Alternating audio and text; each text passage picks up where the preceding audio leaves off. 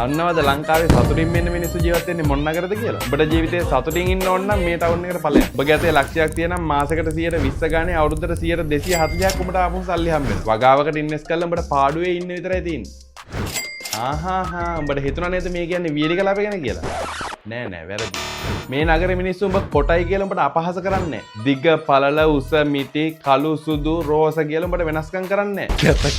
උස කළු කැත හැමෝටම එක වගේ සලක් ගන්නවා. හොඳට සලකනකොට මුම්බේ හිතේ දකුණු පැත්ත කියනව නේද මේ නම් කියන්නේ දකුණ ගැන තමයි කියලා. එහෙ වයිෆ්ලා හස්බන්ඩ්ලාට යාළුවෙක් එක්ක සෙට් වෙන්න එපා කියලා නීති දාන්නේ. එයාලා හස්බන්ඩ්ට ඩෝප් වුණාම යාළුවාගේ ගෙදරට ගිහිල්ලා හස්බන්ඩ්ට කරේ තියාගෙන එක්කගෙන එනවා. එහෙම කිව්වම උඹට නිකන් හිතනව නේද මේ නම් කියන්නේ කොළඹ ගැන කියලා. එහෙනේ යන්නේ posh open minded girls line කියලා හිතුවට මේ කොළඹ ගැන නෙමෙයි කියන්නේ. එහෙ CT100 එකක් අරගෙන වටේම ස්ටිකර් කරලා බල්බ් වල ගොඩාක් දාගෙන දෝනිවත් දාගෙන වීල් කරගෙන පාර ගියා කියලා මිනිස්සු අපහාස කරන්නේ. මේ නම් කියන්නේ කුරුණෑගල ගැන තමයි කියලා හිතුවට මේ කුරුණෑගල ගැන නෙමෙයි කියන්නේ. ඔබ විශ්වාස කරන්නේ නැහැ කියලා මම දන්නවා. හැබැයි අහගනි. මේ ටවුන් එකේ තල්මස්සු අහසේ පියාඹනවා. සමනල්ලු ආලෝකයේ මැදින් පියාඹනවා.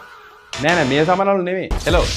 මොනවාද බම් මේ දාලා තියෙන්නේ සමනල්ලු කියන්නේ මල්පැණි උරණුන්. නැතුව මේ උරණුන් නෙවෙයි. සමනල්ලු ආලෝකයේ මැද පියාඹනවා. හිතා ගන්නවත් බැරි ෆැන්ටසි ලෝකයක් ඇතුලේ මියුසික් එක ජීවත් වෙන්න කැමති නම් ජූලි 3 වෙනිදා ලෝටස් ටවර් එකට එන්න. ශාමර වීරසිංහ, ශිහාන් මිහිරංග, රවීන් තාරුක, වස්ති, රයිනි චාරුකා, ලහිරු පෙරේරා, බාෂි දේවංග. ඒ වගේම එදාට බැකින්, ඩිනෙල් and මියස් නෙවෙයි. ප්ලේ කරන්නේ Sarith Surith and the news. මේක තවත් කොන්සර්ට් එකක් නෙවෙයි. ඔයා S දෙක අරගෙන බලන හීනය. Dream Town. ටිකට්ස් ඕන නම් යන්න මේ වෙබ් එකට. Early Bird Phase 1 sold out. Phase 2 එක දැන් රිලීස් වෙලා තියෙන්නේ. දැම්ම සෙකියෝ කරගන්න.